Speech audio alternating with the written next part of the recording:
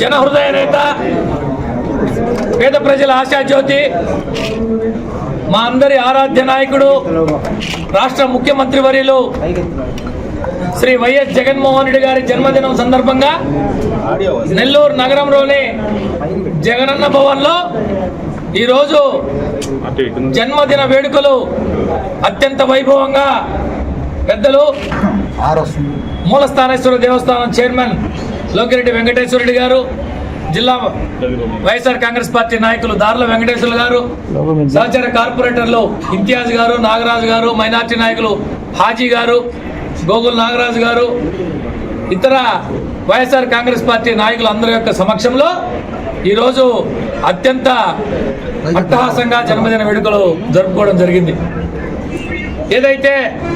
తన యొక్క ప్రజా సంకల్ప పాదయాత్రలో ప్రజల కష్టాలన్నింటినీ చూసి స్వయంగా నేను అధికారంలోకి వస్తే పేద ప్రజలందరికీ కూడా అన్ని రకాల న్యాయం చేస్తానని చెప్పి అటు అభివృద్ధి ఇటు సంక్షేమం రెండు కళ్ళలాగా చూస్తూ గతంలో భారతదేశంలో ఏ ముఖ్యమంత్రి చేయని విధంగా అన్ని వర్గాల వారికి అన్ని రకాల మేలు చేసినటువంటి ముఖ్యమంత్రి జగన్మోహన్ రెడ్డి గారు రేపు రాబోయే సార్వత్రిక ఎన్నికల్లో 2024 సార్వత్రిక ఎన్నికల్లో తిరిగి మొన్నటి కంటే మొన్న వచ్చిన 151 స్థానాల కంటే కూడా అత్యధిక స్థానాలు కైవసం చేసుకొని తిరిగి ముఖ్యమంత్రి కావాలని చెప్పి మనసారా ఆకాంక్షిస్తూ అందుకు మేమందరం మా శక్తి వంచన లేకుండా తిరిగి జగన్మోహన్ రెడ్డి గారిని ముఖ్యమంత్రి చేసుకునేదానికి వైఎస్ఆర్ కాంగ్రెస్ పార్టీ నాయకులు కార్యకర్తలు అందరం కూడా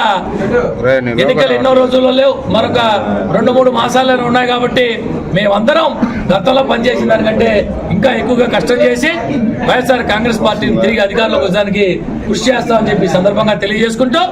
తిరిగి 2024లో మా జగనన్న బర్త్డే, మా జగనన్న జన్మదిన వేడుకలో ఇంతకంటే ఘనంగా తిరిగి ముఖ్యమంత్రిగా మరొకసారి రెండోసారి ఎన్నికైన తర్వాత అత్యంత ఘనంగా జరుపుకుంటామని చెప్పి సందర్భంగా తెలియజేసుకుంటూ వచ్చిన ప్రతి ఒక్కరికి కూడా అందరూ కూడా జగన్మోహన్ రెడ్డి కోసం కష్టపడతాం అని చెప్పి సందర్భంగా తెలియజేసుకుంటే మీ అందరి దగ్గర సెలవు.